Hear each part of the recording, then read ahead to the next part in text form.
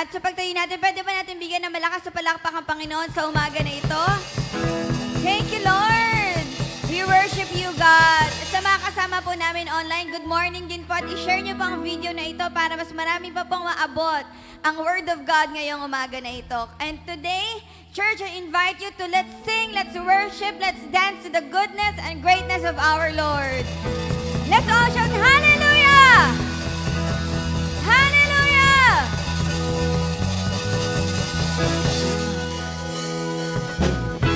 Come on, let's put our hands in the air and let's sing to the Lord. Let's dance our feet, for the Spirit of the Lord is great and mighty. The Spirit of the Lord is great and mighty. The Spirit of the Lord is my victory. The Spirit of the Lord is great and mighty in me. Oh, the Spirit of the Lord is great and mighty. The Spirit of the Lord is my victory. The Spirit of the Lord is great and mighty in me. Greater is He that is in me than he that is in the world. I am more than a conqueror by the power of His word, of His word. Everybody, come on! The Spirit of the Lord is great and mighty. The Spirit of the Lord is my victory. The Spirit of the Lord is great and mighty in me. Oh, the Spirit of the Lord is great and mighty. The Spirit of the Lord is my victory. The Spirit of the Lord is great and mighty in me. In the name of Jesus, I can do anything by the power of the Spirit, through the one who strengthens me. Come on, let's all hear you. The Spirit of the Lord is great and mighty. Come on, let's sing to the Lord. Spirit of the Lord is great and mighty in me. Oh, the Spirit of the Lord is great and mighty. The Spirit of the Lord is my victory. The Spirit of the Lord is great and mighty in me. Greater is He that is in me than he that is in the world. I am more than a conqueror by the power of His word, of His word. Oh, the Spirit of the Lord is great and mighty. The Spirit of the Lord is my victory. The Spirit of the Lord is great and mighty in me. Great and mighty in me. Oh, great and mighty in me. Praise you, Jesus, for your Spirit is in us. Thank you, Lord. And with that we will always have strength in you, God. You are our everlasting, powerful God. Strength will rise as we wait upon the Lord. We will wait upon the Lord. We will wait upon the Lord.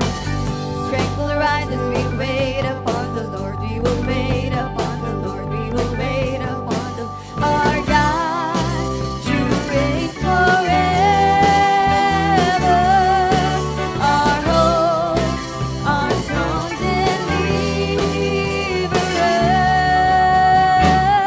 You are the everlasting God. The everlasting God. You do not make you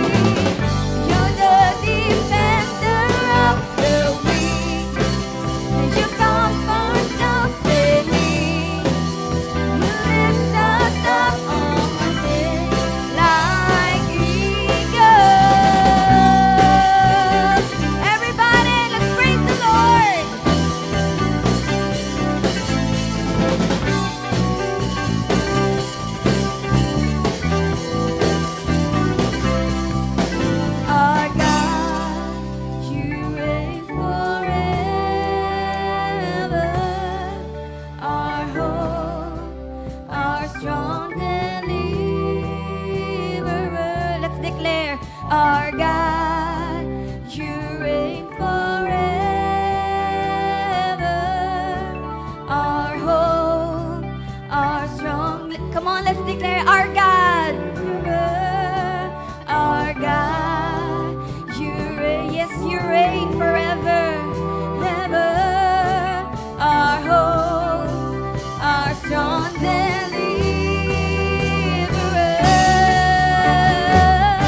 You are the everlasting God, the everlasting God. You do not make, you won't grow weary. You're the defender of the weak. You comfort the city. You lift us up on wings like eagles. You are the everlasting God, the everlasting God. You do not faint, you won't grow weary. You're the defender of the weak. You comfort the city. You lift us up on wings like eagles. Kahit ano ba ang pinagdaraanan mo, sabi ng Diyos, He will lift you up with the wings like eagles this morning. Thank you, Jesus, for giving us strength, for being the source of our hope. Praise you, Jesus. We honor you, God.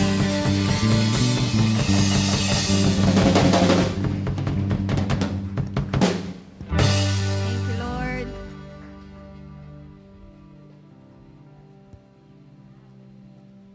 Let's continue to worship the Lord this morning. Thank you, Jesus, that truly you are the source of our hope.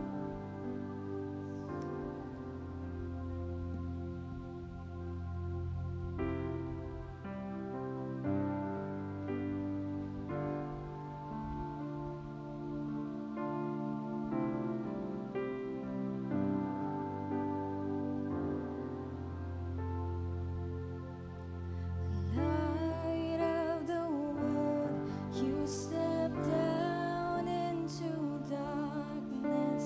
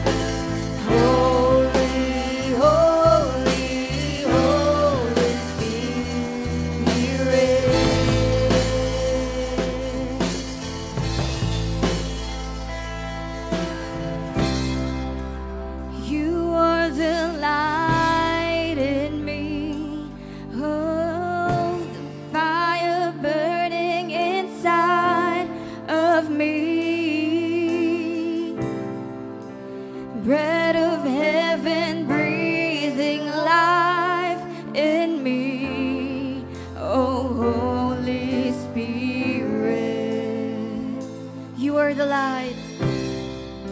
You are the light in me. Oh, the fire burning inside of me. Bread of heaven breathing life in me. Oh, Holy Spirit, consume me with your fire. Consume me with your fire. Holy, holy, Holy Spirit, consume me. Let's all sing. Consume me with your fire. Come on, church, sing to the Lord. Consume me with your fire. Holy, holy, holy, Holy Spirit. Consume us, Lord. Consume me with your fire. Consume me with your fire. Holy, holy, Holy Spirit.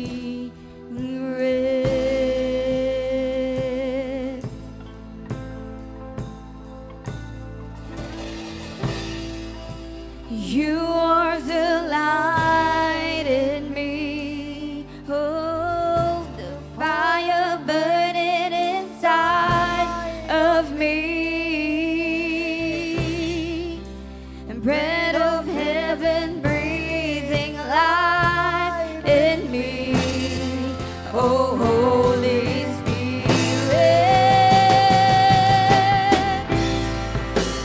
you are the light in me.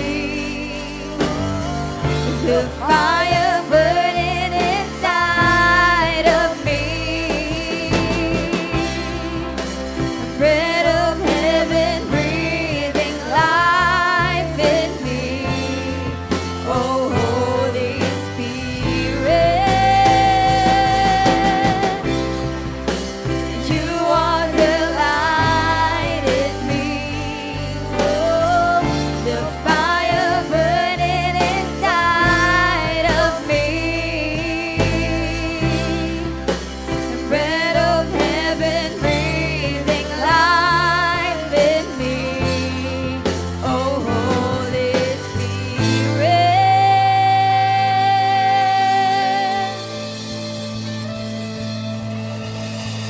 Hallelujah. Sige po, malakas na palakpak sa Diyos na buhay. Consume us, Lord, with your fire. Hallelujah. Hallelujah. Hallelujah. Hallelujah. Truly, Lord God, consume us with your fire, Panginoon.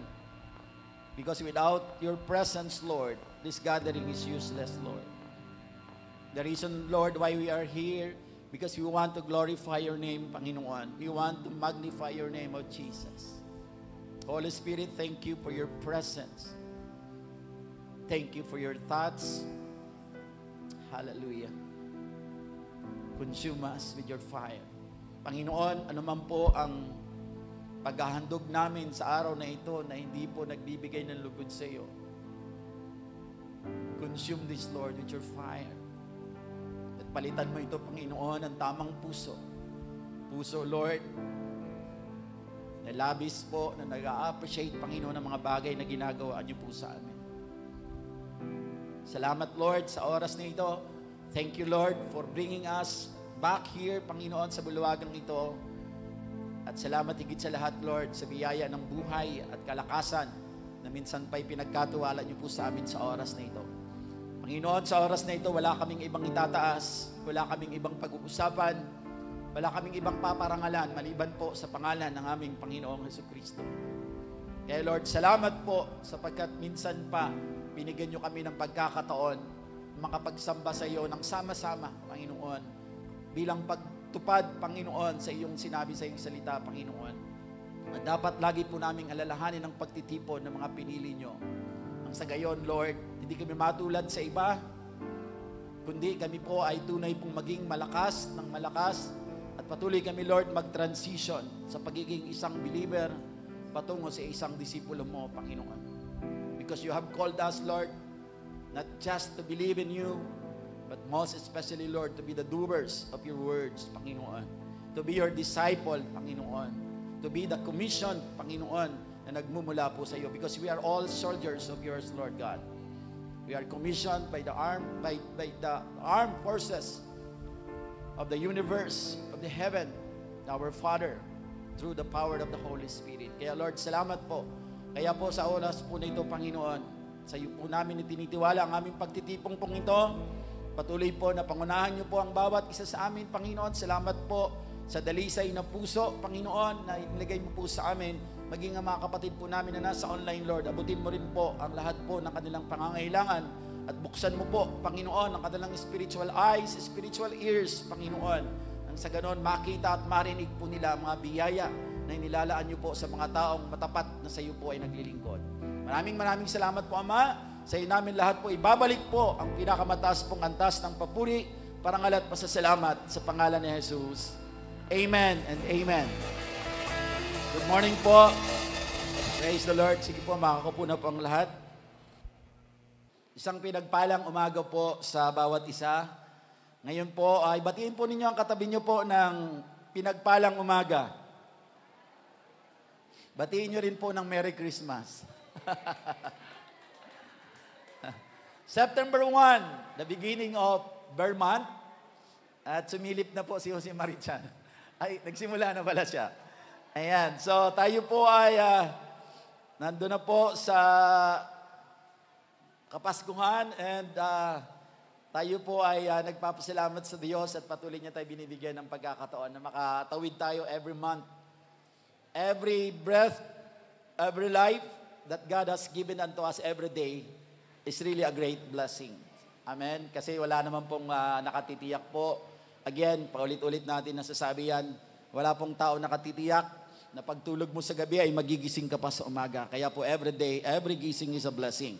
Now, sa pagpasok po ng September, ito po yung huling buwan po ng ating third quarter ng ating pong tema is all about planting the good seed. Ano po, yung magtatanim po tayo ng mabuting binhi na sinasabi po natin, nasabi po sa salita ng Diyos, it is the Word of God. And this is also katulad tayo din. We are a good seed sapagkat ginagamit tayo ng Diyos para po itanim yung kanyang butil doon sa mga tao po na pinagkakatiwala po sa atin ng Panginoon. Now, yung panghuli po na pag-uusapan po natin, patungkol po rin po sa planting the good seed, this is in preparation po doon po sa ating the last quarter ng ating pong tema, which is expecting the great harvest. Because God, ang dinadala tayo ng Panginoon sa takbuhin po na sa pagpasok po ng taon, truly we have to believe, we have to have faith that we will have a great harvest. In all aspects of our lives, kung tayo po ay magiging mapagmasid at mapagbantay, at we will just align doon po sa takbuhing binibigay po sa atin ng Panginoon. Kaya po, in preparation po, dito po kasi ang tema po natin the next month po, the last quarter is all about expecting the great harvest. Or ibig sabihin, the road to the great harvest. Kaya po ang tema po natin ngayon is all about unlocking God's promise in planting the good seeds. Ano ba yung mga pangako ng Diyos doon po sa mga tao na nagtatanim po ng mabuti pong binhi, which is the Word of God. Kasi siyempre, sa bawat ginagawa po natin sa Panginoon, hindi po pumapayag ang Diyos na wala po siyang binibigay na reward sa atin.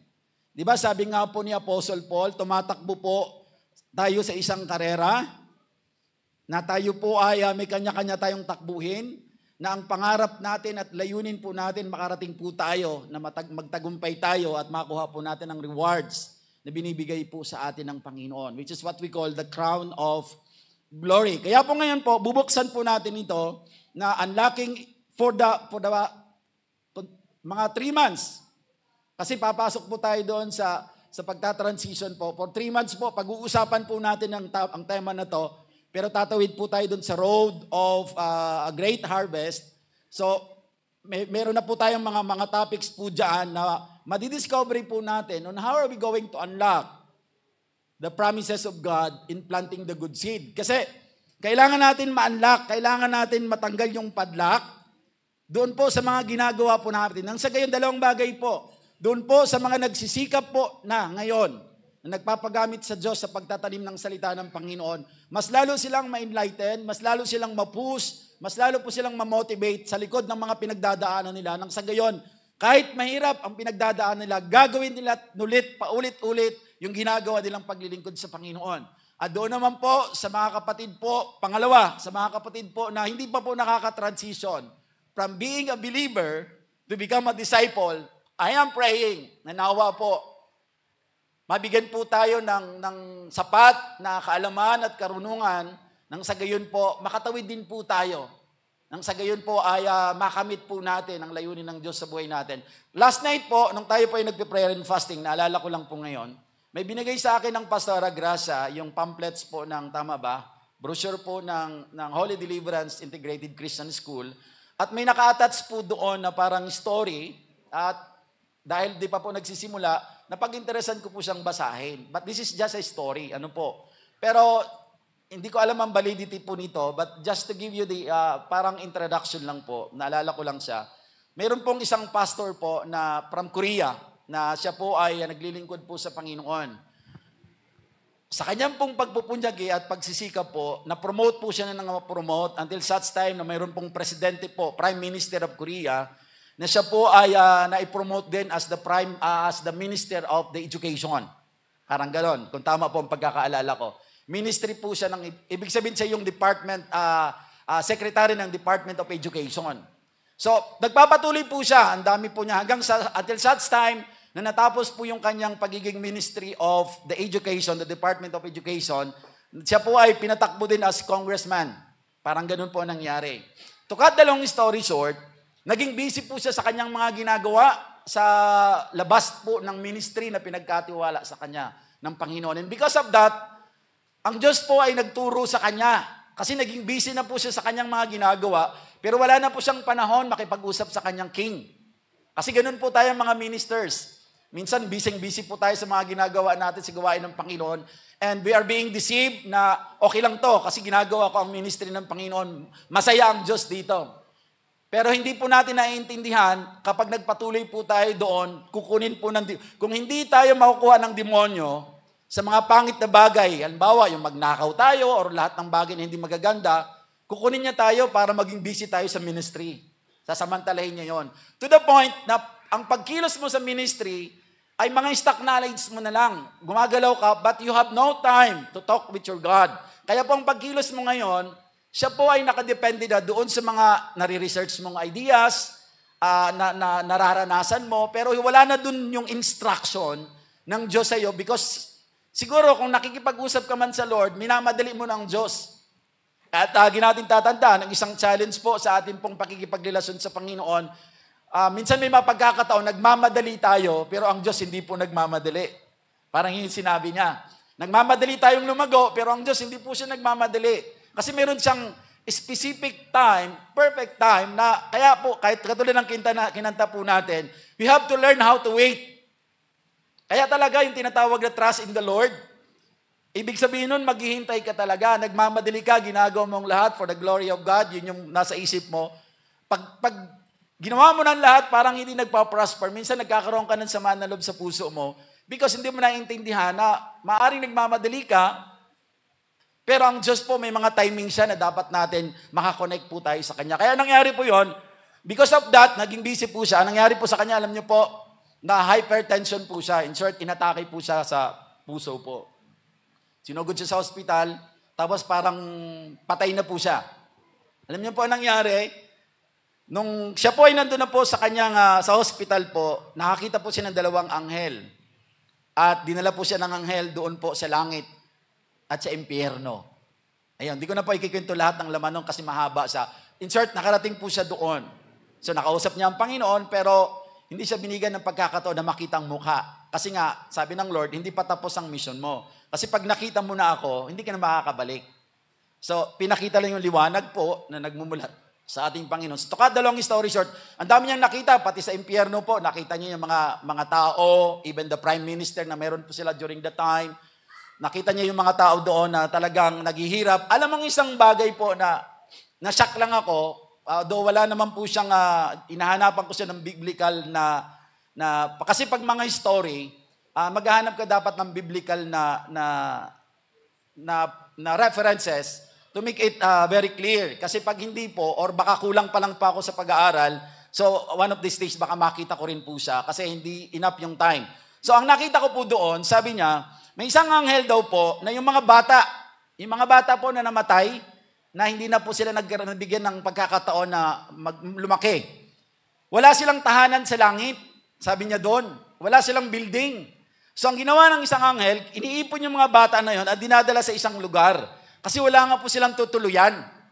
Parang ganun po. Now, naisip ko, sabi ko, ganun pala ang kalagayan. Kasi dahil nga yung bata, wala naman silang nagawang paglilingkod sa Diyos, pero hindi naman nila kagustuhang mamatay kaagad sila, at sila naman po ay pure. Dahil bagaman mayroon po silang namanang kasalanan mula sa kanilang mga magulang, pero sila po ay wala pa doon sa sitwasyon na sila po ay nakapag-iisip na po ng tama between right and wrong. So because of that, ito ay parang special case po na ang mga batang ito ay diretso rin po sa langit. Ano po? Kasi yun po yung grasya ng Panginoon sa kanila.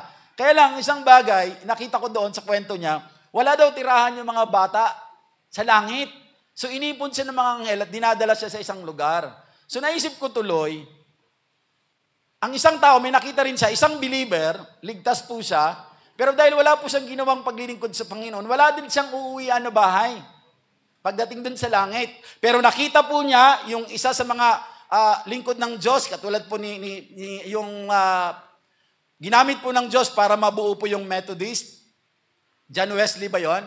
O si John Wesley, nakita niya daw, 3-story yung building.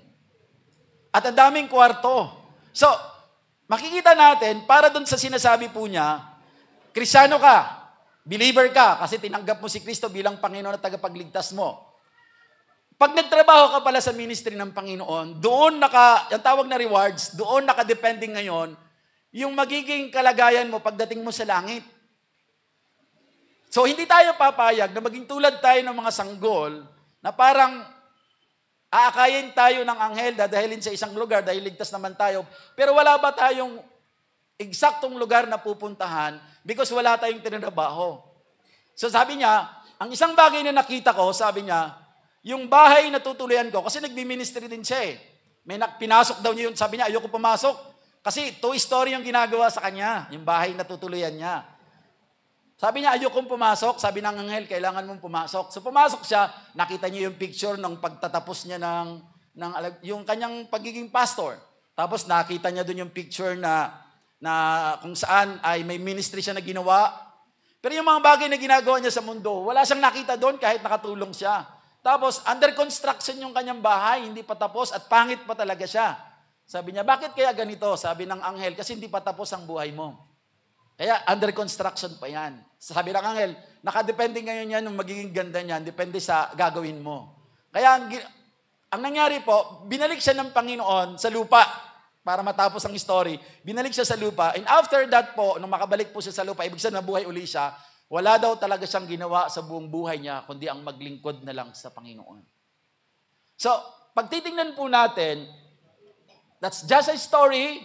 Sabi niya, namatay siya, nakarating siya sa langit at impyerno. Again, sabi ko nga, baka kulang pa yung pag-aaral ko. Naghahanap ako ngayon ng verses na possible ba yung ganoon? Because mga special cases po ito na senaryo na hindi natin pwedeng basta-basta na lang na i-embrace kaagad without any supporting verses in the Bible para po hindi tayo maligaw ng ating pong paniniwala. Baka kasi pag pinaniwalaan natin, sasabihin ko sa inyo kaagad, pag hindi ka nagtrabaho, squatter ka sa langit.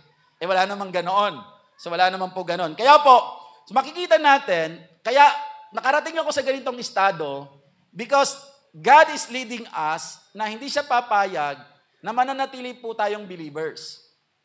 Yes, ligtas ka. But God wants us to be His disciple. Because ang binigay niya po sa atin to go and make disciple. And again, ulitin ko, para maging disciple ka, sabi ng Lord, teaching them to obey that all I have commanded you. So hindi po may tuturo sa inyo ng Diyos ang lahat ng itinuturo sa amin kung hindi po kayo mag-undergo ng mga trainings. That's what I'm trying to say. Ano po? Kaya po, ang isang sekreto pala, or ang isang susi po, para po tayo ay makatawid from being a believer to become a disciple of God is you have to undergo the process of discipleship making. Otherwise, yun talaga ang buhay natin. Again, katulad ng na-share ko po sa mga parent, binigyan tayo ng isa sa pinaka-challenging na regalo or na gift na binigay po sa atin ng Diyos nung tayo po ay nilikha is the free will.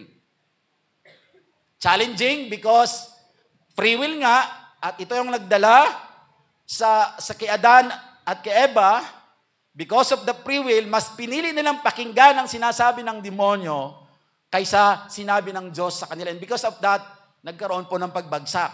Same thing na yung ginawa ni Kristo doon sa krus, same thing na free will din po natin ang umiiral, na paniwalaan po natin yung ginawa niya para naman makarating tayo sa kaligtasan. So lahat yun free will. So ibig sabihin, our job as your pastors is to encourage you na wag niyong gamitin ang free will ninyo just to stay safe as believer. Our job is to pray for you, to teach with, sabi ng Lord, ituro sa inyo lahat ng bagay na tinuturo niya sa amin. That's why, lumabas ito. Because we really want, ng bawat isa po sa atin talaga ay makapag-transition from being a believer to become disciple. Yung magdadala talaga tayo ng kaluluwa sa Panginoon, magkakaroon tayo ng passion to take good care of them. At mangyayari po yon kapag naintindihan po natin ang mga bagay. May mga gagawin tayong mga bagay para po tayo po ay makatawid sa bagay na yun. Kaya po, tingnan po natin tong Unlocking God's Promise in Planting the Good Seed. Ang title ko po, Everything Comes from a Seed. Diba, napag-usapan na ito. Somehow, naiintindihan nyo na po na lahat ng bagay po ay nagmula po talaga sa buto. Okay, lahat po yan. Now, tingnan po natin. Sabi ng Genesis chapter 22, verse 15 to 18, And the angel of the Lord called unto Abraham out of heaven the second time, and said, By myself I have sworn, said the Lord, for because thou hast done this thing, and hast not withheld thy son, thine only son, that in blessing I will bless thee, and in multiplying I will multiply thy seed as the stars of the heaven, and as the sand which is upon the seashore, and thy seed shall possess the gate of his enemies. And in thy seed shall all the nations of the earth be blessed, because thou hast obeyed my voice. So nilagay ko siya sa King James Version para po medyo makuha natin yung pinaka-context po. Kasi minsan, pag nilagay na po natin sa ibang translation, nawawala yun na yung gusto natin palabasin. Most especially the word seed. Ano po? But anyway, ano man translation, basta you are inspired by the Holy Spirit, hindi ka maliligaw. Ano po? So dahil pare-paras naman inspired ng Holy Spirit yan. Now, makikita po natin dito, may Tagalog po ako niyan. Sabi dito, mula sa langit, nagsalitang muli kay Abraham ang anghel ni Yahweh, ako'y nangangako sa pamamagitan ng aking pangalang Yahweh. Sapagkat hindi mo pinagkait sa akin ang kaisa-isa mong anak, pagpapalain kita at ang lahi mo'y magiging sindami ng bituin sa langit at ng buhangin sa dagat. Sasakupin nila ang mga lunsod ng kanilang mga kaaway. Sa pamamagitan ng iyong lahi, pagpapalain ng lahat ng bansa sa daigdig sapagkat sinunod mo ang aking utos. Ang dulo, sapagkat sinunod mo ang aking utos. Sa English, because you hear my voice. Nakakuha nyo? Because you hear my voice. Ibig sabihin pala, pag napakinggan mo ang isang bagay, hindi natatapos sa pakikinig. Faith comes from hearing of the Word of God, but that's not the end. Okay lang po kung ikaw po ay naghihingalo na, napakinggan mo ang gospel ng Lord, pinaniwalaan mo, namatay ka na, you are exempted to the rules. But the reality is, buhay tayo lahat. Simula nung makakilala ka sa Panginoon, binigyan ka ng Diyos ng pagkakataon mabuhay. Therefore, may trabaho kang dapat gawin. You are not exempted to the rule. Yung sinasabi ng salita ng Panginoon, pinagpala si Abraham because nakinig siya sa utos ng Diyos. Ibig sabihin, makikita natin dito, na in obedience talaga, laging may himala, may miracle. Kaya po, pag sumusunod talaga tayo, at buong puso natin ginagawa ito, tayo po talaga ay makakatikim po ng himala na nagmumula sa Diyos. Kaya sabi ko sa inyo, mararanasan po natin ang great harvest because we are obeying what God has commanded unto us, that is to go and make disciple. Pero kailangan natin maipaunawa sa bawat isa. Nang sa gayon, hindi lamang po yung mga pastors, hindi lamang ang mga leader yung nagtatrabaho. Kailangan lahat po tayo as a body of Christ, sabi nga ni Pastor Peter Tanchi, ang laki ng trabaho na dapat natin gawin. Sabi niya, yung pinapagawa sa atin ng Diyos is a big, big responsibility. Kaya ang dapat natin gawin, magkaisa tayo. Magkaisa tayo, magkasundo tayo na hayag ang salita ng Diyos. Kasi ang ginagawa ngayon ng ilang body of Christ is to debate with the belief of other. So, nauubos ang oras natin sa pag-aaral. The reason is, i-debate ko siya, mali yung kanyang paniniwala. But when it comes to salvation, pare-pareho tayo, doon tayo mag-focus. Salvation, tsaka doon po sa pagpapalago sa mga tao. Parang yun yung sinasabi niya. Ayaw lang niya diretsahin, pero wag na natin pagtalunan ng mga bagay-bagay, kundi magtulong-tulong tayo sapagkat malaki ang trabaho na pinapagawa sa atin ng Panginoon. And we are in the last days. So parang ganoon ang panawagan po niya sa body of Christ nung sila po ay magkaroon po ng conference po sa Cebu. At nakita ko po yun. So dito po, ito yung calling din sa atin. Hindi man natin sila kasama sa denomination, but same na pagkatawag. Ang Diyos ang nagsasalita na wag ninyong pagtalunan ng mga bagay-bagay. Ang trabahuin ninyo kung paano ang tao makakarating sa akin at ma-bring them into repentance because that's my heart. Hindi sila mag-perish, hindi sila mawala. Eh di ba sabi ng Lord, my people perish because of lack of knowledge. That's why sabi ng Lord, teach them to obey all that I have commanded you. Ibig sabihin nun, kailangan maintindihan nila lahat ng patungkol po sa kingdom ng Diyos. And again, hindi mo maintindihan yun kung mauupo ka lang dito every Sunday. Kasi hindi po natin yan pwedeng pag-usapan ng babaran. Limited ang time po natin. So, tingnan po natin. Now, to give the story, the background ng story nito, bigyan niyo ako ng pagkakataon na mabasa natin, bilisan na lang natin, 1 to 14, para maintindihan lang po natin. Ano yung obedience na ginawa po ni Abraham kung bakit siya po ay sinabihan ng Diyos, pinangakuan na sa pagpapalain kita. Okay? Ito yung naging foundation po dahil nakinig ka sa aking utos. So basahin po natin. Pagkalipas ng ilang panahon, sinubok ng Diyos si Abraham. Tinawag siya ng Diyos, Abraham, narito po ako, tugon naman niya. Sinabi sa kanya, isama mo ang kaisa-isa at pinakamamahal mong anak na si Isaac at magpunta kayo sa lupain ng Moriah. Umakyat kayo sa bundok na ituturo ko sa iyo at ihandog mo siya sa akin. Ang instruction, pumunta kayo doon sa bundok ng Moriah, dadalhin mo ang anak mo at ihahandog mo sa akin. Ang paghahandog po during the Old Testament, ito po ay propesya o pagpapakita po ng gaganapin po ni Jesus Christ sa pagbalik niya o sa pagdating niya. So kailangan mamatay. Ibig sabihin, kailangan tumigis ang dugo para parang paghahandog yun. Ibig sabihin, papatayin si Isaac para lumabas ang dugo sa kanya. Just what like Jesus Christ did on the cross. Kailangan siyang mamatay, kailangan siyang sugatan at saktan para lumabas ang dugo niya. Di ba may 7 times na lumabas ang dugo niya? Because yun po yung nagre-represent at ito yung prophecy. Parang pinahanda po yung mga tao sa pamamagitan po ng mga bagay na ganito. Di ba ang mga tao during the time para sumamba sa Diyos, nagdadala po sila ng mga maiinam po na hayop, na maayos po, na fresh pa, at dadalhin nila yun para po ihandog sa Diyos. Yung dugo ay kukunin doon, ititigis po doon, isi-showered po ang dugo noon, as pagpapakita po sa gagawin ng ating Panginoon. Ganun po ang background dito. Now, ang ginawa ni Abraham, siya po ay inutusan ng Diyos, dalhin ang kanyang anak, mag-iisa, para patayin at ialay sa Diyos yung dugo na mayroon siya. So that's the instruction. Mabigat po yung instruction. Kinabukasan, maagang bumangon si Abraham at nagsibak ng kahoy na gagamitin panggatong sandog na susunugin. Walang ano-ano, sumunod siya. Inihanda niya ang asno at umalis kasama si Isaac at ang dalawang aliping lalaki papunta sa lugar na sinabi ng Diyos sa kanya. Nang ikatlong araw ng paglalakbay, natanaw nila ang dakong kanilang pupuntahan. Kaya't sinabi ni Abraham sa kanyang mga alipin, bantayan ninyo rito ang asno at kami na lamang ng bata ang aakyat sa bundok. Sasamba kami sa dako roon at babalikan namin kayo. Ipinapasa ni Abraham kay Isaac ang kahoy na panggatong, dala naman niya ang apoy at patalim at magkasama silang lumakad. Tinawag ni Isaac ng pansin ng ama, Ama, ano yun? Ano yun anak? Tugon ni Abraham, mayroon na tayong apoy at panggatong. Ngunit nasaan ang tupang ihahandog? Tanong ni Isaac. Nakakaramdam na si Isaac. Nagagatong na tayo, may apoy na, pero wala pa tayong nakukuhang hayop na iaalay sa Diyos. Sumagot si Abraham, anak, dito lumabas yung God will provide. Anak, ang Diyos ang magbibigay niyon. Kaya po every time, di ba, na pag wala tayo, ang nababigas ng labi natin, don't worry, God will always provide. Ito yon. Tinanong siya, kasi imposible, wala pa silang nakikitang hayop eh. Sabi ni Abraham kay Isaac, anak, ang Diyos ang magbibigay niyon. Kaya nagpatuloy sila sa paglalakad. Pagsabit nila sa lugar na itinuro ng Diyos, gumawa ng altar si Abraham, inayos niya sa ibabaw nito ang paggatong at hiniga si Isaac matapos gapusin. Nang sasaksakin na niya ang bata, tinawag siya ng anghel ni Yahweh at mula sa langit ay sinabi, Abraham, Abraham. Narito po ako, sagot ni Abraham.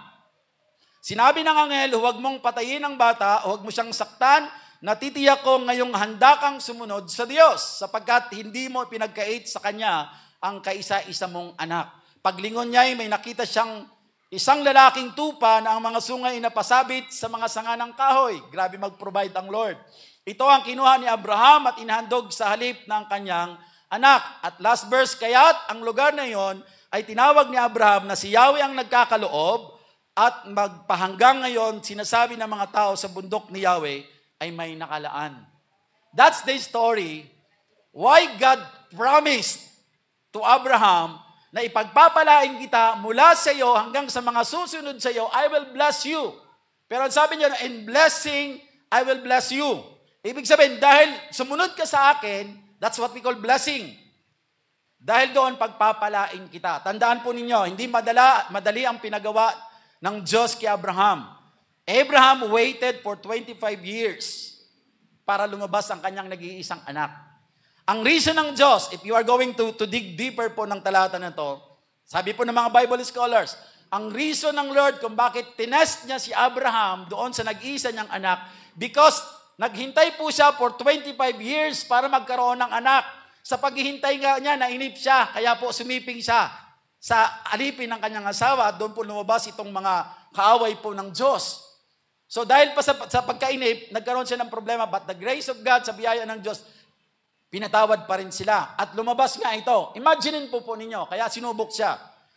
Inisip ng Diyos na dahil matagal siya naghintay, sabik siya sa anak, maaari, hindi man nakalathala sa Bible, pero sabi ng mga Bible scholar, nung lumalaki na po sa Isaac, parang doon na nabubuhos yung attention ni Abraham. Ay mapanibuguin ng Diyos eh. Kaya ginawa niya, susubukin niya ngayon si Abraham, na kung kaya niyang i-let go ang isang bagay na matagal niyang hinintay, at ngayon nandyan na sa kanya, natetreasure na niya, nararamdaman niya, tapos biglang hihingin sa kanya. Makaka-relate tayo dyan. Ang dami nating hinintay, nung dumating sa atin, tinreasure natin, pero nakalimutan na natin ang trabaho natin sa Diyos. Kaya sinusubok tayo ng Panginoon. Ganun ang ginawa. Pero napatunayan ng Diyos na si Abraham ay tapat sa kanya. He is willingly offering his hand. Kaya natuwa ang Diyos sa bagay na yon. Nakita niyo yon? Yung pagsunod na yon. So, yun yung tinatawag na obedience that brings blessing. Dahil hindi na po nagtanong kung ano mawawala sa kanya. Basta alam niya, nagtiwala siya sa Diyos, ang Diyos ay hindi siya ipapahamak. Maganda ang plano sa kanya ng Diyos, kaya lahat ng uutos ng Diyos ay susundin niya. Now, para makita po natin to, makikita natin na itong incredible promise po ng Diyos kay Abraham, nagsimula sa seed. Bakit sa seed? Because Isaac is a seed of Abraham. Right? So, dahil sa pagtanim ng isang butil, which is the life of Isaac sana, pero treasure yun ng Lord, pinahalagan ng Lord yun, nakita yung pagsunod niya. Out of that seed, nangako ang Diyos. Hindi lamang po siya nangako, nagsumpa pa siya. Oath and promise is different. Nangako ka, pero hindi ka nanumpa, magkaiba yon. Pero ang Lord, nanumpa na siya, ay nangako na siya, nanumpa pa siya. So dalawa yon. At alam natin ang karakter ng Lord. Pag siya ay nagsabi, hindi siya nagsisinungaling. Sabi ng Malakay 3:6. Hindi po siya nagsisinungaling. So nangako ang Diyos at nag-oath pa po siya kay Abraham na sa pagpapala na mayroon siya ay pagpapalain siya ng Diyos at pagpapalain niya ang buong bayan. Now, titingnan po natin yung takbuhin po nito throughout for 3 months para makita po natin ano ang posisyon natin bilang mga mananampalataya. Are we part of God's promise to Abraham? Kasi kung hindi, bakit pa tayo magsisipag? So, titingnan po natin ngayon. So, para maintindihan natin, pasok po tayo dito. Di ba ito yung promise? Sino yung Abraham seed? Sino tong mga buto? Of course, malinaw pag sa binasa natin, ng Abraham's seed, is Isaac. Si Isaac, ibig sabihin, yung mga Hudyo to, na magiging galing kay Isaac. Pero titingnan po natin, sabi sa Genesis, yung binasa ko kanina, that in blessing, I will bless thee, and in multiplying, I will multiply thy seed as the stars of the heaven. Yung isang butil, magiging stars of the heaven. And as the sun which is upon the seashore, sindami tulad po ng buhangin sa karagatan or sa tabing dagat. And thy seed shall possess the gate of his enemies. Kahit po yung gate ng kalaban ay kaya po nilang sakupin. And thy seed shall all the nations, ayun na, pumapasok na tayo, all the nations of the earth be blessed because thou hast obeyed my voice. Puntahan po natin ang New Testament kung ano ang condition, kalagayan natin. Ano po? Sabi ng Galatians 3:16, the Living Bible, now God gave some promises to Abraham. So ito'y patungkol po dito sa Genesis. And his child. And notice that it doesn't say the promises were to his children, as it would if all his sons, all the Jews were being spoken of, but to his child, and that of course means Christ. So, ang ibig sabihin pala doon na blessing na yon, hindi lang ito patungkol sa pamilya ni Abraham. Hindi lang ito patungkol kay Isaac. Patungkol pala ito kay Kristo. Now, ano ngayon ang papel natin? Pasok tayo tuloy tayo. Ay, hindi ko yata nailagay. Wala ba dyan? Baka nagtumalon. Ayan, ito po. Galatians 3:26-29. For you are all sons of God through faith in Christ Jesus. Ang linaw. Lahat tayo anak ng Diyos sa pamamagitan ng ating Panginoong Jesucristo. So, ang lahat ng tao na nagsuko ng buhay niya sa Panginoong Jesus, siya po ay anak ng Diyos. Abraham ay anak din siya ng Diyos. So, nakikita niyo yung transition. For as many of you as were baptized into Christ have put on Christ. There is neither Jew nor Greek. Wala na pong Hudyo, wala na pong mga Hintil. There is neither slave nor free. There is neither male nor female. For you are all one in Christ Jesus. And if you are Christ, then you are Abraham's seed and heirs according to the promise. Anong kalagayan natin? Kasama tayo sa pangako ng Diyos kay Abraham. Kung ano ang biyaya na ibibigay kay Abraham, kung anong pinangako ng Diyos, that in blessing I will bless you. Tayo rin po yung sinasabihan ngayon because we have recognized, tayo po ay nakipag-isa kay Kristo and si Jesus Christ ang naging daan para maging makabahagi tayo sa pinangako ng Ama kay Abraham. So lahat po ng Kristiyano, lahat po na naniwala kay Kristo, tayo po ay tagapagmana ng pinangako ng Diyos kay Abraham. So therefore, ang destination po ng bawat isa sa atin na naniwala sa Panginoon is multiplying. Hindi po tayo magiging alone, hindi po tayo magiging isolated. Ang destiny talaga natin is to multiply. Dahil tayo po, yun yung pinangako sa atin ng Panginoon. But lagi natin tatandaan ito po. Ang lahat ng pangako ng Diyos, kahit sabihin natin, ang pangako ng Diyos ay para sa atin, tama yon, we have to declare it. But always remember, ng pangako ng Diyos sa Bible, lahat yun ay conditional. You know what is conditional? May gagawin ka muna bago mo makuha ang pangako. Kaya nakuha ang pangako kay Abraham because he obeyed the voice of God. So may gagawin ka, para ka mag-multiply, kailangan ka magdala ng kaluluwa because you will not multiply without sowing the seed. So may yung pong ibig sabihin po nito. Kaya makikita po natin na tayo po pala ay bahagi ng pangako po ng Panginoon. So tingnan po natin yung essential number 1. Yung kanina, sabi rito, concept number 1. Kasi nag-i-introduce lang po ako ng tema po natin. If you are a believer in Jesus Christ, mananampalataya ka.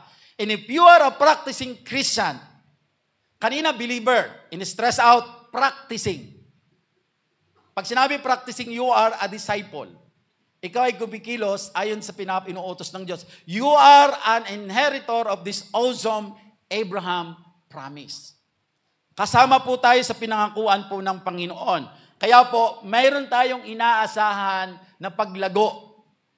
Spiritually, sa kaluluwa speaking, pwede tayong lumago. Sky is the limit. Because the kingdom of God knows no bound. Ibig sabihin, gaano man tayo kaliit ngayon, pag tayo po ay susunod sa kalooban ng Panginoon at magpapasakop tayo sa naisin po niya, this is hindi imposible po that 2 years, 3 years, 5 years from now, hindi na tayo kasya dito. Nakakuha niyo yung vision? hindi tayo kakasya dito. At wala nang choice ang Lord, kundi i-bless tayo, nabigyan tayo ng isang lugar na pagtatayuan natin ng isang malaking simbahan para makater lahat ng tao na sa Diyos po ay nagtiwala.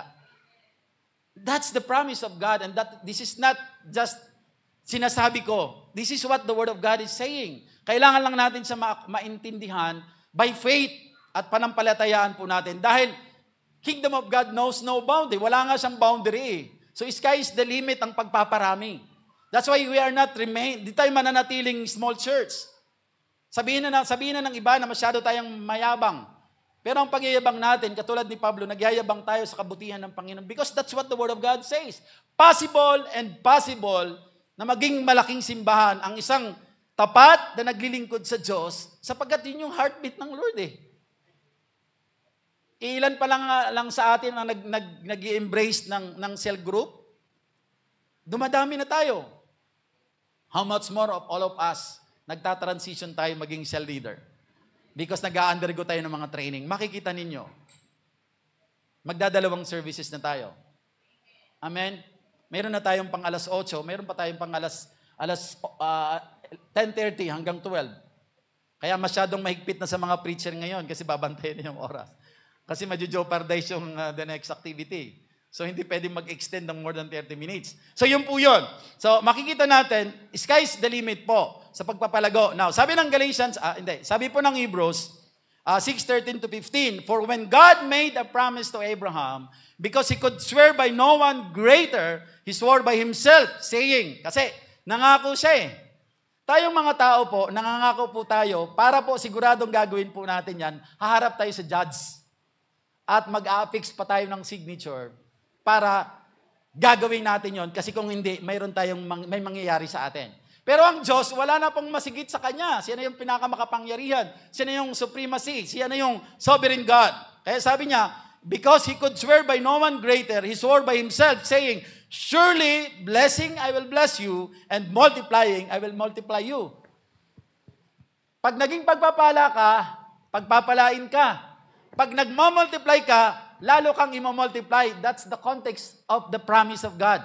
So, ibig sabihin, kung hindi ka naging pagpapala sa iba, hindi ka pagpapalain. Kung hindi ka nagmamultiply, hindi ka nagdadala ng kaluluwa, hindi ka nagdi-disciple, hindi ka imamultiply. Ang linaw po ng promise ng Lord. May trabaho na gagawin. And so, after He had patiently endured, He obtained the promise. Sabi doon, nung si Abraham ay inutusan ng Diyos, na ialay niya ang kanyang anak, nagsakripisyo siya. Ang tagal niyang hinintay, na-enjoy na yung presence ng kanyang anak, pero biglang inutusan siya ng Diyos. Pero sabi doon, after he had patiently endured, kasi during the process, 3 araw naglakbay eh. Pinaprocess siya ni Abraham sa utak niya, habang kasama niya yung alipin niya, at saka ang anak niya, naglalakad sila. Iniisip niya yung Lord, pwede bang wag na lang, parang si Jesus Christ? Kasi mahal ko to, anak ko to eh. 3 days yun eh, hindi yan ngayon. Bukas na kagad, hindi. 3 days siya naglalakbay. Iniisip niya yun. Durog na durog ang puso niya doon. Kasi anak niya yun eh. Ang tagal niyang hinintay yun. Pero he patiently endured yung kanyang nararamdaman. Dahil po doon, he obtained the promise. May mga sakripisyo tayong gagawin na kailangan natin i-endure. Kaya po nagbe-prayer and fasting tayo because hindi natin kaya ang laban without that intervention of the Holy Spirit. Kaya po tayo nag-undergo ng spiritual discipline. Para somehow may alis natin ang isip natin doon sa mga bagay na nagpapabisi sa atin. At maalala natin, meron tayong gampanin sa ministry ng Panginoon. Sinusupil natin ang katawan po natin para mapuno tayo ng Espiritu ng Diyos. Because yun lang po ang magsusustain sa atin. Para po tayo po ay magtagumpay sa hamon ng buhay at sa takbuhin binginay sa atin ng Diyos. Ganun ang nangyari kay Abraham. And next po, sabi po sa Hebrews 6:16 to 18, the Living Bible, when a man takes an oath, ito yung sinasabi ko kanina, he is calling upon someone greater than himself to force him to do what he has promised or to punish him if he later refuses to do it. So sa kaso natin, sa mga judges ito. Now, sabi rito, what he has promised. The oath ends all arguments about it. God also bound himself with an oath so that those he promised to help would be perfectly sure and never need to wonder whether he might change his plans. God never changed. He has given us both his promise and his oath pangako at sumpa. Two things we can completely count on, for it is impossible for God to tell a lie. Now, all those who flee to Him to save them can take new courage when they hear such assurance from God. Sabi doon, ang lahat na pumunta kay Kristo, ang lahat na niniwala kay Kristo, ang lahat na nagsuko ng buhay kay Kristo, sabi doon, you can have now take a new courage. Kasi punong-puno tayo ng takot eh. Bibigyan tayo ng Diyos ng new courage when they hear such assurance from God. Now, they can know without doubt that He will give them the salvation He has promised them. So ito yung assurance na pag tayo po'y lumapit sa Diyos, maliligtas tayo. At kapag nilapit natin ang mga tao sa Diyos, maliligtas sila. Sabi nga ni Paul, paano mapapakinggan ang kaligtasan kung walang magpapahayag? Tama? So may gagawin talaga ang mga lingkod po ng ating Panginoon. And with that po, makikita po natin, sabi po dito sa pangalawang concept. Concept number 2. The second critical point to Abraham's promise is that, sabi rito, when it comes to being the seed of Abraham, no discrimination is allowed. Mahirap ka. Tingnan natin. Di ba sabi kanina, wala na sa mga races yan. Maputi ka, maitim ka, Hudyo ka, o Hintil ka. Pero ang malinaw po doon, pagkakasabi, babae ka, o lalaki o babae ka, wala po doon third sex. Kaya hindi po kasama sa pangako ng Diyos yung LGBTQ+. Na madalas silang pinagsisigawan na mahal sila ng Diyos. Yes, mahal sila ng Diyos. Pero hindi sila anak ng Diyos. Sorry for the word. Pero para maging anak ka ng Diyos, kailangan nakakonform ka sa ginagawa ng Diyos. Eh, wala yun sa plano ng Diyos eh. That's not the design of God. Kaya sabi doon, nor male or female. So walang discrimination. Kaya po, hindi natin din-discriminate yung nasa third party. Because ang sinasabing no discrimination sa pangako ng Diyos na kaligtasan at pagmamahal ay doon po sa babae, sa lalaki at sa babae lang. Kasi yun lang naman ang nilikha niya. So that's the concept po na binibigay sa atin. Now, makikita po natin, sabi rito, just stress po, sabi po ng Galatians 3:28, there is neither Jew nor Greek, there is neither slave nor free, there is neither male nor female, for you are all one in Christ Jesus. So wala na po. Lahat pala tayo ay pwedeng makareceive ng biyaya ng pagmumultiply kung tayo po ay magiging magmumultiply din. Or kikilos po tayo. So, makikita natin, sabi nito, being the seed of Abraham transcends the different issues of life. Or sabihin natin, issue po ng mundo na mayroon tayo. Number 1, the issue of praise. Neither Jew nor Greek, neither black or white, neither yellow or brown. Ano man ang kulay mo. Basta ikaw po ay nakipag-isa kay Kristo at nagsuko ka ng buhay, ikaw ay kasama sa pinangakuan at nagsumpa ang Diyos sa iyo. Kaya yung maniwala ka sa kay Kristo, simula yon. Nung maging believer ka, simula yon. Pero mayroon pang bagay na magagawa tayo at mayroon pang bagay inihanda sa atin ng Diyos kung susundin natin lahat ng inuutos sa atin ng Diyos. Amen? Next. The issue of class, neither slave nor free, rich or poor, educated or uneducated. Yun po yung kalagayan. Wala kang pinag-aralan, kasama ka rin dahil nagsuko ka ng buhay sa Panginoon. Alipin ka, kasama ka. Malaya ka, kasama ka. Mahirap ka, mayaman ka, kasama ka. Wala nang discrimination. And then the last one, sabi ron, the issue of gender discrimination. Neither male nor female. Ang linaw. Neither male or female. So makikita po natin, ano man po yung race natin, ano man yung economic or social background natin, ano man ang gender po natin, ang promise ng Panginoon kay Abraham belongs to us, to those who believe in Christ Jesus. Palakpakan natin ang Panginoon. Ganun po ang pangako ng Diyos sa atin. Kaya po, in conclusion, tapos na po ako because this is just an introduction. In conclusion po, makikita natin, sabi rito, there is a promise in the scriptures that is available to all Christians, male and female, of all races and economic backgrounds. Lahat, katulad ng sinasabi ko. That's why do not underestimate yung kalagayan po natin. Wala po kasi akong pinag-aralan, mahirap lang po ako, grade 1 lang po. No. Doon nga makikita ang himala eh. Na kahit grade 1 ka lang, hirap na hirap ka magbasa, pero naging masunurin ka sa Panginoon. Pero nandito ka ngayon, nagpipreach ka. Na parang pag nakita ka ng bago pa lang na pumupunta sa loob ng simbahan, magugulat sa iyo, katulad ng naikikwento ko, yung kasamahan ko sa JL during the time, grade 1 lang siya, nahihirapan sa magbasa. Talagang kailangan naman, matyaga naman yung Bible teacher, tinatsaga niya. Kasi di ba, pag mainipin tayo, hindi na natin siya pababasahin kasi parang naaantala yung ating pong pagtitipon. Pero nakikita niyo yung perspective ng Lord, kaya tinitiis niya yon. Alam niyo, ngayon, pag makikita mo siya, nagpipreach na siya sa pulpito. That's only grade 1. At grabe siyang manalangin.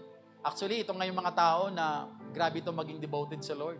Kasi talagang wala silang choice, kundi maging dependent talaga sa Lord. Minsan nga, yung dala po ng marami na tayong kaalaman, ang dami na natin achievements sa buhay, wala pong masama, lilinawin ko po.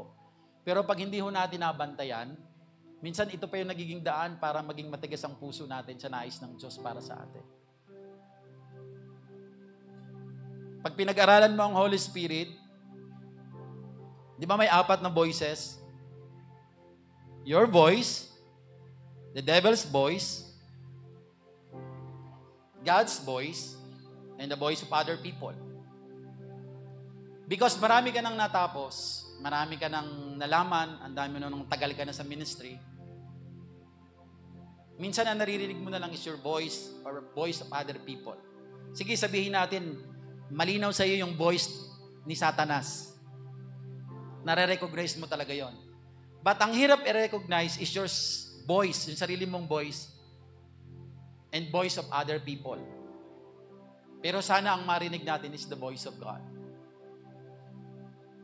Yun yung nagiging problema because of mga accomplishment na mayroon sa atin. Pero I believe, mas mapapakinabangan tayo ng Diyos na masigit pa doon sa pakinabang ng tao po na pagpalagay natin hindi siya pinalad na magkaroon po ng maraming yaman. Kasi limited somehow. In real talk, limited lang yung kaya niyang gawin. Pero pag mayaman ka at mayroon kang pagmamahal sa Diyos, ang dami mong resources para magamit para makapag-reach out ng maraming tao. Pansinin niyo yung CCF. Because ang kanilang ang pinagkatiwala sa kanila ng Panginoon ay mga businessman, mga mayayamang tao. That's the ministry ni Dr. Peter Tanchi. And because of that, kahit bukas, pwede silang mag-set up ng panibagong simbahan sa ibang lugar. Anong gagawin nila? Si Kuya Hakpin, tapos ng Bible School, i-hire ko siya. Dadaling ko siya sa Pampanga. Pastor Hakpin, ikaw mag-handle nun. Wag mong alalahanin ng pamilya mo, susuplayan kita. Why? Masama ba yon? I don't think so. Ginagamit lang nilang resources nila para mag-spread out ng gospel ng Panginoon. Right? Yung mga tao na nagsasabi mali yun, siguro inggit yun. Pero ako, pangarap ko yun. Kasi, we are in the last days, and nandun yung sense of urgency. Eh kung marami tayong pera, at marami tayong leaders, dapat yung simbahan ng ating pong impanta, namamayagpag na dapat ngayon. Yung simbahan natin sa Tanay, dapat namamayagpag na yun. Pero wala eh. We have to wait patiently. Tama? Ganun eh. Ganun ang ginagawa sa atin ng Panginoon. Tinuturoan niya tayo. Now, pero kailangan makapag-transition din po tayo sapagkat sabi po ng ating life class, if you have goal without a target, you are just dreaming. Anong ibig sabihin yan? Sige, humahayo ka. Nagbabible study ka. Pero wala kang goal na yung mga tao na sinisiran mo ng gospel ay makakarating dun sa paglilingkod na magiging disipulo ng Panginoon. Ang ibig sabihin, dito ngayon pumapasok yung system ng discipleship making. Humahayo ka, nagsishare ka ng gospel ng Panginoon, naging komportable na siya sa'yo, may goal ka na upon the leading of the Holy Spirit na nagiging kampante na siya sa fellowship namin, hindi na siya nakokornihan sa salita ng Diyos. And that's the right time na sasabihin mo, Brad, sister, dadaling kita sa simbahan, i-enroll kita sa life class. Because this is the process of discipleship making. Nakuha nyo? So kung goal nga tayo, later on, proven and tested, makikita natin, may season, yung bawat tao na nagsuko ng buhay sa Panginoon, kapag hindi po siya na-process properly, parang butil. Pag tinanim mo siya, at inalagaan mo siya habang tinanim mo siya, may season yan, natutubo siya. Pero nung tumubo siya at pinabayaan mo siya, malalanta uli siya. That's the characteristics of the seed. Same thing in our spiritual. So, ibig sabihin, para masustain at makapag-transition siya, mayroon kang goal na in 5 weeks, halimbawa, 3 weeks, 1 month, ikaw ang magsiset sa pakikipag-usap mo sa Panginoon. Kasi ikaw nakikipag-usap sa mga tao eh. Diba? Ikaw yung nagba-Bible study sa kanila. Ikaw ang nag-gauge, ikaw ang nananalangin sa kanila during your personal prayer. And somehow may mga pinapakita ang Diyos sa iyo kung ano nang estado nila. Ikaw ang nakakaalam, it's between you and the Lord. So pero mayroon kang goal na hindi sila mananatili as part of the Bible study. Kailangan makarating sila sa paglilingkod. Una, dadalhin mo sa simbahan. Pangalawa, i-enroll mo ngayon sa life class. At pag nandun na sa life class, tuloy-tuloy ang pananalangin at pagpapalago sa kanya. Makatawid po siya ng SOL hanggang siya po ay maging isang cell leader na. That's the process. Of course, hindi naman yung system ang nagpapala sa atin, pero lagi nyo tatandaan, God will not bless a mess. Hindi po ibe-bless ng Diyos ang isang basura. Ang binibless ng Diyos, yung nandoon sa order. Because God is a God of order. Amen? Ibig sabihin, meron kang isiset. Kasi pag hindi ka nag-set, kahit may ginagawa tao, that's just a daydreaming. Nananaginip ka lang. Nangangarap ka lang na lumaki kayo. Pero it's just a dream. Pero naglagay ka ng time frame, in 1 month, in 2 months, kailangan tong si kapatid ay makarating na sa paglilingkod sa Panginoon. And with that, magkakaroon tayo ng pag-transition. Right? Actually, yun yung problema natin ngayon. Yan ang problema natin. Kasi nung una kayo nakakilala sa Panginoon, real talk po. Huwag po kayo masasaktan sa mga wala pa pong cell group. Nasanay kasi tayo, nung una tayong nakakilala sa Panginoon, hindi tayo na-follow up ng mga taong ginamit ng Diyos sana na para itawid tayo hanggang sa paglilingkod. Pero nasanay na lang tayo na basta pupunta tayo ng simbahan, mahalaga, umaatin tayo ng church, and minsan ginagamit tayo kasi walang system eh. Pwede kang gamitin basta talented ka. Pero eventually, because of mess nga yan, basura yan. Kasi walang process eh. At the end of the day, dadaan ka dun sa season, natatamarin ka. At pag tinamad ka na, mawawala ka na. Why? Kasi hindi ka nataniman ng tunay na ugat ng paglilingkod. That's why mayroon pong discipleship making. At yun yung binabattle natin ngayon. Yun yung binabasag natin ngayon. Yun yung hinihingi natin ng panalangin sa Lord. Lord, basagin mo yung mga nakasanayan ng mga kasamahan po namin. Nang sa gayon makapag-transition sila. At hindi nila nababanaag ang posibleng panganib na maaring maharap nila by just being safe. Nakuha nyo? Ganun yun. Yun yung binabattle natin ngayon. Kaya po, with God's instruction, ayaw natin payagan na ang mga bata, ang mga bago nakakilala sa Panginoon, ganun pa rin ang mangyari sa kanila. Until such time na maging komportable na lang sila na umaatid, I belong to the body of Christ, umaatid ako, ligtas ako, pero wala pong vision na kailangan maging kamanggagawa ako ni Kristo because hindi nga siya naturuan. Because ang leader na ginamit somehow ay hindi mayroong ganong vision. Tama? Ganun yun. Kaya po, ganun po nagiging kalagayan natin. And we are battling that. And then I believe, by the grace of God, sa patuloy nating pananalangin, makakapag-transition tayo. Pero sinisigurado po natin na yung mga bago nating nakukuha at ibinibigay sa atin ng Panginoon, sisikapin natin sa kakayanan na mayroon tayo at sa tulong ng Diyos at pagkilos ng Espiritu Santo na wag na silang maging tulad ng mga binabattle natin ngayon. Makapag-transition sila. Nakikita niyo yung mga process natin. Bakit tayo mayroong recognition nung from being a children to become youth? Proseso yon. transfer of authority and transfer of accountability. Si Ma'am Bila ang may assignment sa mga bata na pangalagaan silang turuan patungkol kay Kristo. Pero habang tumatagal, umiiba na ang takbo ng isip nila. Iba na ang nagiging gusto nila because nagtatransition na yung kanilang edad. May iba na silang gusto. So at the age of 13, youth na ang consideration sa kanila.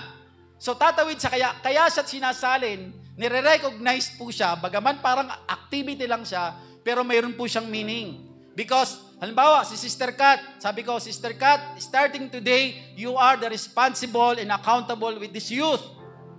Sinalin sa kanya yung responsibility. Kaya si Mamila, ang alagaan niya ulit, yung mga bata ulit, at magta-transition, ganun ang process. At pag nag-transition tong mga kabataan na to, nakarating na po sila doon sa pagiging young adult, tapos na po sila ng college, isasali na naman natin sila sa panibagong accountable na tao. Halimbawa, si Brother Hakpi na yon, si Brother Joper na yon, ibibigay naman natin sa kanila. O sila naman ngayon mga ngalaga nun, that's the process. Nakuha niyo yung proseso, that's the road to great harvest. So kaya po, hindi ito patungkol po sa kung anong sinusunod natin. It is actually what God is entrusting to. Gusto ng Diyos dumami talaga tayo. But we have to do something. Amen? Minsan inaabot din ako ng katamaran. Lalo pag madami din akong pinagdadaanan. Pero every time na nanalangin ako at nakikita ko umuunti, talagang dinudurog ang puso ko. Kaya babalik na naman ko, Lord, sorry. Kasi kailangan, alam niyo yung mahirap kasi yung consistency. Bawa ngayon, nagmi-meeting kami every month. Kailangan masustain namin yung mag-asawa as pinagkatiwalaan ng Panginoon. Masustain namin to ng mga pastor. Why? Para po makapag-transition tayo. Pero halimbawa, magmi-meeting kami ngayon, tapos after some time, di na uli namin sila papatawag, babalik na naman tayo sa zero. So meron din kaming pinaglalabanan. Nilalabanan din namin ang aming katamaran na kailangan gawin namin ang mga bagay-bagay na ito, regardless kung anong condition, kalagayan na nangyayari sa amin. Ganon tayo mga kapatid ko po sa Panginoon. Kasi may malaking pangako ang Panginoon. The promise will bring about massive fruitfulness and blessings in the lives of all believers. Malaki, massive, multitudes. Nakita nyo sa Book of Acts, nung sila'y sumusunod sa Panginoon at pinuspo sila ng Espiritu ng Panginoon, in just one day, 3,000 na nakakilala sa Panginoon. May imposible? Wala. Yung tinatawag po na significant increase, hindi ito 10. Halimbawa, 100 tayo. Tapos the next year, 110 tayo. That's not significant increase. Pag sinabi significant increase, we are 150 na. Na consistently na dumadalo sa paggagawa, sa pagtitipon, at marami ng mga cell leaders na nade-develop. And eventually, magtutuloy na magtutuloy. Lagi tayong may pangarap, lagi tayong may goal setting. Na at the end of the year, dapat tayo po ay 200 na. So mathematics po, pag tinignan mo, mag-uumapaw ka talaga rito kung magiging visionary ka. Because massive fruitfulness and blessings ang nakalaan sa ating mga naniwala sa ginawa ni Kristo. And then the last one, it guarantees triumphant living over all one's enemies and opens up nation-reaching and nation-blessing potential. Kahit gawa ng kaaway, sabi nga po, di ba, katulad na lagi ko pong sinasabi, na natutunan ko kay Pastor Vlad, ang ultimate na nais ng Diyos mangyari sa ating mga mananampalataya is not just to set free. Setting free ay tinulad po sa paglabas ng mga Israelita sa Egypt because that's the land of slavery. So slave tayo, sinet free tayo na makakilala tayo sa Panginoon. Hindi pa doon nagtatapos. Kailangan maging malaya. Freedom. Deliverance. Pero ang pinakadulo is dominion. Ibig sabihin ng dominion, hindi ka na niya pwedeng kontrolin. Ikaw na ang nagkokontrol sa kanya. You have dominion over the enemies. Ibig sabihin, di ka lang nakapasok sa promised land, pinoposes mo pa yung promised land. Pinapangunahan mo yung promised land. At nararamdaman at nakukuha mo yung mayroon doon sa promised land. Amen po. Alam nyo, dito po ako magtatapos. Mayroon akong kinakausap ngayon na isang pastor. Actually, pastora siya. At magpapatayo po siya ng simbahan sa Tanay. At dala ng kanyang kagustuhan, kasi dati, in-estimate ko po siya ng syempre, yung estimate po na para sa simbahan. Pero, but because church yun, and that's my prayer na maging mga project ko ay Christian churches, kasi may nag-offer sa akin nung pinanalangin ko yun, Lord, gusto ko magkaroon ng ang maging project ko mga Christian churches nung nagre-recovery na kami. Binigay sa akin, simbahan nga, malaki. Kaso simbahan ng Catholic. Sabi ko, pinuntahan ako ng isang kaibigan ko. Sabi sa akin, Engineer, pwede ka bang gumawa nito? Kontratahin mo. Sabi ko, anong simbahan yan? Sabi, samahan kita. Simbahan ng mga pare. Yung pare po na may asawa. Anong tawag doon? Aglipay. Sabi ko, nag-isip din ako kasi nagka-process din ako sa isip ko eh. Teka lang, tama ba ito gagawin ko? And when I prayed, tapos na-share ko kay Pastora Gracia, mayroon malaking conclusion sa akin. Hindi ko kukunin.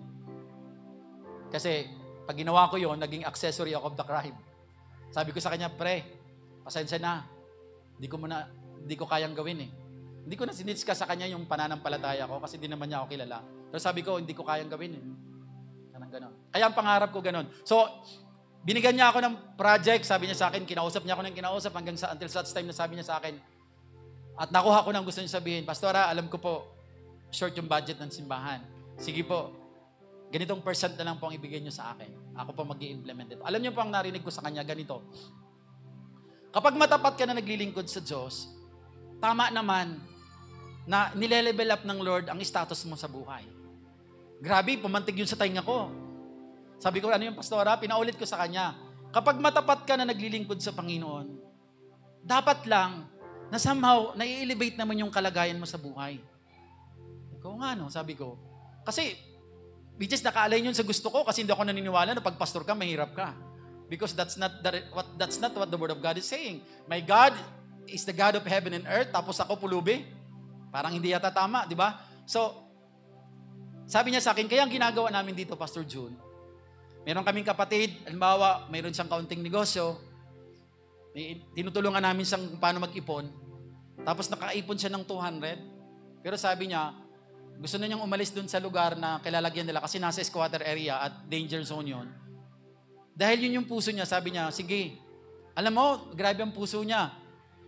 Sabi niya sa akin, Pastor June, gagawin natin to, for building permit na. Pero 200 lang ang pera niya. Di ko nga alam paano makakarating sa pagtatapos ng bahay na to, 200 lang. Pero tutulong ako.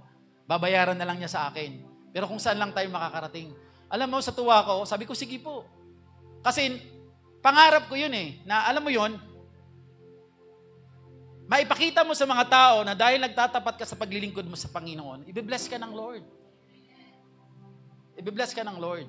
Ang mahirap lang na tinuturo sa atin ng Diyos is patiently waiting upon the Lord to act. Sabi nga, nagmamadali tayo, pero ang Diyos hindi nagmamadali. Nagmamadali ka magkaroon ng magandang bahay, nagmamadali ka magkaroon ng magandang sasakyan, pero ang Diyos hindi nagmamadali. So ang gagawin mo, maghintay.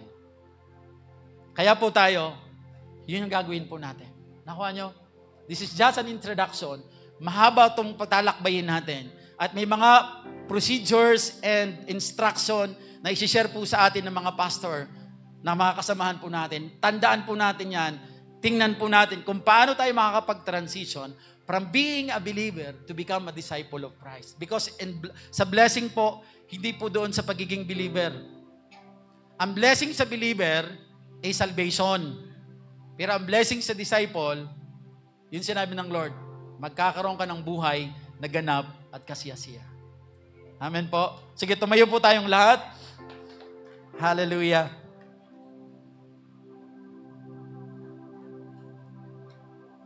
Hallelujah. Glory to God. Hallelujah. Tayo po ay manalangin. Panginoon, salamat po for reminding us, Lord, with a great and awesome promise, Lord, that you have oath or binigay niyo, Panginoon, kay Abraham. And because of the Lord Jesus Christ did on the cross, because of His grace and mercy, and because of the faith that you have given to us through the Holy Spirit, tinanggap namin ang Panginoong Hesus bilang Panginoon at aming tagapagligtas. And because of that, ito po yung nagdala sa amin upang kami po ay tagapagmana ng pangako na binitawan niyo po kay Abraham na sa pagpapala ay pagpapalain mo siya. Sa pagpaparami ay pararamihin mo siya. Sindami ng stars in the heaven and sun and the seashores, Panginoon. Truly, Lord, that your kingdom, Lord, has no bound. And we are praying, Lord, na tulungan mo kami, Panginoon, na makapag-transition po talaga kami from being comfortable sa loob ng simbahan, kundi magkaroon kami ng passion and compassion, Lord, sa mga tao na hindi pa po nakakilala sa iyo. At magkaroon kami ng panahon, Lord, na talagang magpasakop, Panginoon, sa leadership na pinagkatiwala niyo po sa ubasang ito. At higit sa lahat, Lord, mag-undergo kami ng mga trainings.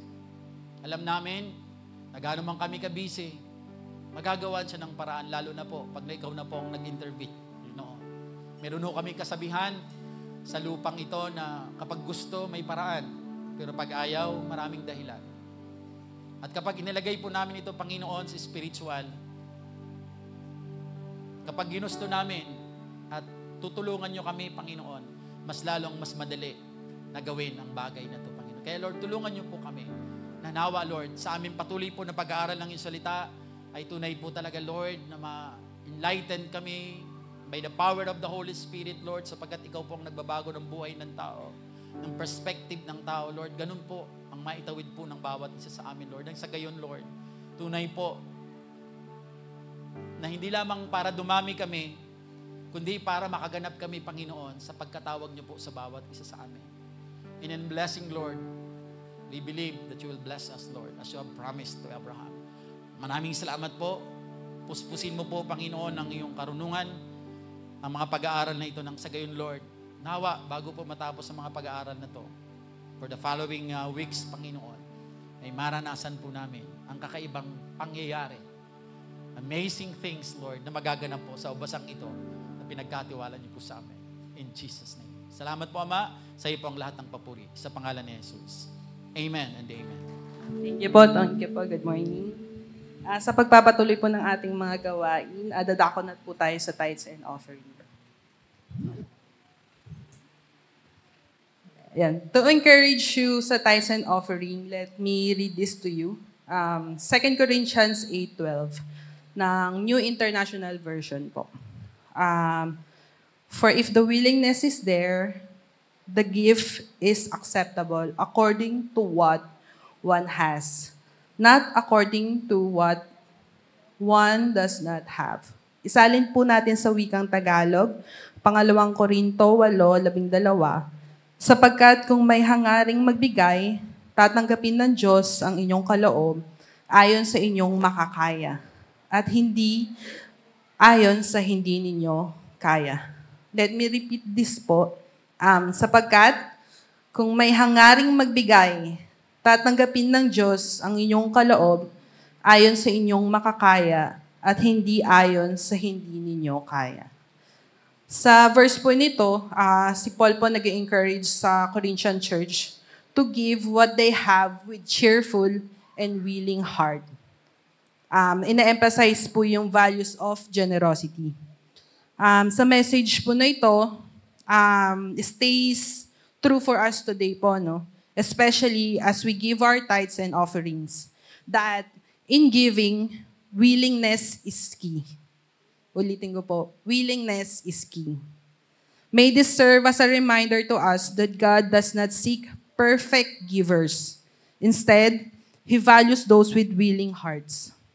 To continue po, acceptable giving is based on what you have and not but what you don't have. We all been blessed naman po today, in today's right, no? In different ways lang po. Maybe some unique talents, resources, and opportunities. With that being said po, therefore, God does not accept us to give more than what we have. That's the beauty of God po, no? He only sees what? Your heart. Genuine heart. As we present our tithes and offerings before the Lord, let it be with sincere and grateful heart, knowing that God treasures our intention. Magpatuloy lang po tayo sa ating pagkakaupo and let us pray. Lord, gracious God, all that we have is a gift from you. Now, we give back our tithes, our pledges, and our offering. May this fruit of all you have given us enable us to do your work. Use this gift, Lord, to build your church and the kingdom of God here in our midst. Gracious God, you are the giver and the provider of all things. We give thanks for who you are and what you have given. We ask that this offering would honor your name. In Jesus' name, amen. Thank you. Maaari na po tayo magkaloob. Tayo po lahat ay tumayo. Tayo po umawit habang tayo nagkakaloob sa Panginoon.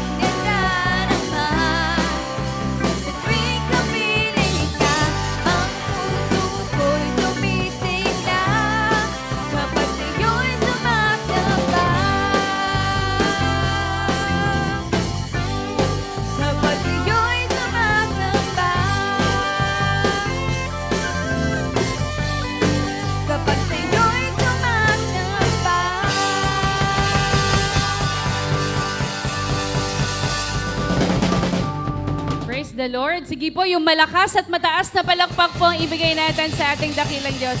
May we invite everyone to please stand. Lahat po ba tayo ay pinagpala ng Diyos? Say amen. Sabihin niyo po sa katabi niyo muna, God bless you. Ayan, praise the Lord. Sige po, yung malakas at mataas na palakpak para sa ating dakilang Diyos. Can we all raise our hands to God? Hallelujah. Thank you, Lord. Thank you, Jesus. Thank you, Holy Spirit. Panginoon Diyos na makapangyarihan sa lahat, banal na Espiritu, aming Ama. Marami pong salamat, Panginoon Diyos, sa napakinggan namin, Panginoon, na iyong salita, paalaala sa bawat isa sa amin. Lord, thank you. Thank you, Lord, for reminding us, O God, on the responsibilities, on the duties and responsibilities, O God, that you have assigned to each and every one of us. Lord, we claim the promises, O God, that you have given to all of us, O God, that you are to bring massive fruitfulness and blessings, O God, to all believers. And we believe, O God, that from being unbeliever to believer, and now, O God, to become followers of Christ. Lord, in Jesus' name, I rebuke, O God, the spirit of fear na tumatakbo sa puso, sa kaisipan ng bawat isa, O God, especially, O God, in sharing the good news. Lord, the spirit of rejection in Jesus' name, upon sharing, O God, the good news to their family and friends in Jesus' name. Lord, sa pangalan ni Jesus, we pray, O God, na ang bawat isa na nandito, Panginoon, na kami ay tunay na tumanggap sa iyo bilang aming sariling Diyos at tagapagligtas. We pray, Panginoon Diyos, na ilagay namin sa aming puso, sa aming kaisipan, Lord, ang pagkatawag mo sa amin. And that is to win and make more souls, O God. Bring more souls, O God, to you.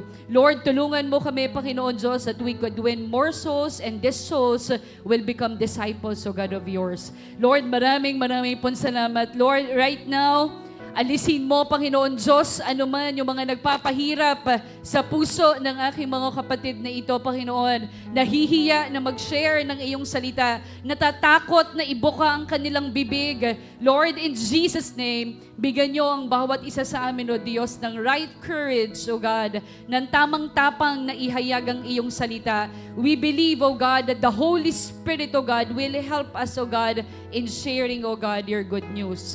Lord, maraming pong salamat.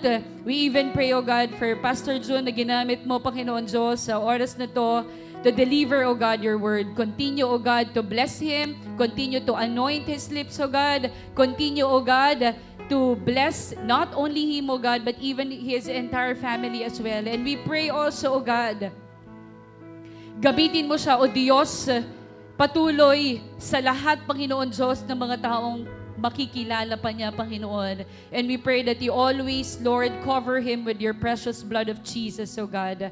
Lord, pagpalain mo rin, Panginoon Diyos, ang bawat isa na nandito, Lord, nakikinig ng totoo sa puso. Lord, we pray yung mga kapatiran namin, nakasama namin, whether offline or online, Lord, in Jesus' name, ikaw ang nakakakita ng puso ng bawat isa, Panginoon. Ano man ang mga dalahin, Panginoon Diyos namin, ano man ang mga bitin namin, Panginoon, mga pagsubok, alalahanin, we are lifting and we are surrendering, O God, everything, O God, into your hands. In Jesus' name, tulungan mo kami, O Diyos, na magtiwala kami sa iyo, Lord. Help us, O God, to trust in you, O God, with all our heart, O God, in Jesus' name. Lord, as we temporarily depart, O God, in this place, may the love of God, the grace of the Lord Jesus Christ, and the communion of the Holy Spirit be with us all, now and forever. Everybody say, Amen. Amen. Tapos na po ang ating gawain. Kawayan po natin ang bawat isa. God bless po, kapatid. See you again next Sunday.